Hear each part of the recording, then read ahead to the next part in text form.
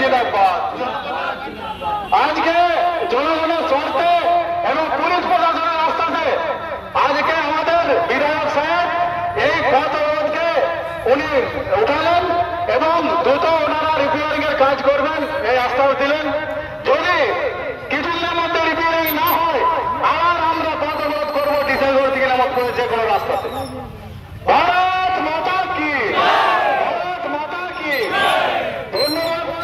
রাঁচি থেকে আসা, পুরুলিয়া থেকে আসা একটাই এটা মেন রোড। এই রোডের অবস্থা দেখে আমরা 1.5 বছর থেকে 2 বছর থেকে আন্দোলন করছি। ডিএমকে পরপর চিঠি দিচ্ছি, পিডব্লিউডিকে দিচ্ছি, কিন্তু এখনো কোনো সুরা হয়নি। রোডের অবস্থা দেখে মনে হচ্ছে কালকেই তো একটা স্কুল বাস বেঁচে গেছে। যে গাড়ি এখানে কিশোরগড় ঘাটে নিয়ে যায় এমন জার্কিং হয় কি লাশটা উপর উঠে যায়। এইরকম অবস্থা এই রোডের আছে। এই রোডে কোন সময় কোন মারা যাবে কোনো ঠিক নেই। এই জন্য আমরা এই রোডে বসেছিলাম যাতে খুব ইমিডিয়েট রোডের একটা মরম্মতের ব্যবস্থা হোক, ওর পুরো রোডটা ভালো করে বানানো হোক, সেটা বর্ষাকালের পরে হোক, কিন্তু এখন ইমিডিয়েট মরম্মত করার ব্যবস্থা করা হোক। দেখা গেল ডিসেম্বর ফাঁড়ি পুলিশ এই ঘটনাস্থলে এখানে এসেছিলেন এবং আপনাদের সাথেও কিছু কথাবার্তা হলো। কি কথাবার্তা হলো?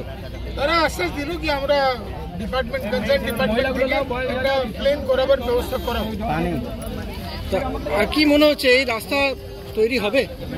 দেখুন, রাস্তাটা আমার রাস্তাটা হয়ে যাবে, কিন্তু এই যে পিরিয়ডটা হয়ে যাবে আর হবে তার মাঝখানে যে 3 মাসের পিরিয়ড, তাতে রোড কি করে লোক চলাচল করবে? তার জন্য আমরা বলছি ইমিডিয়েট তাকে রিপেয়ারিং করতে এটা দেওয়া হবে। ধন্যবাদ। আমরা দেখতে পাচ্ছি ম্যাডাম নমস্কার, আপনি কি বলতে চাইবেন এই মুহূর্তে?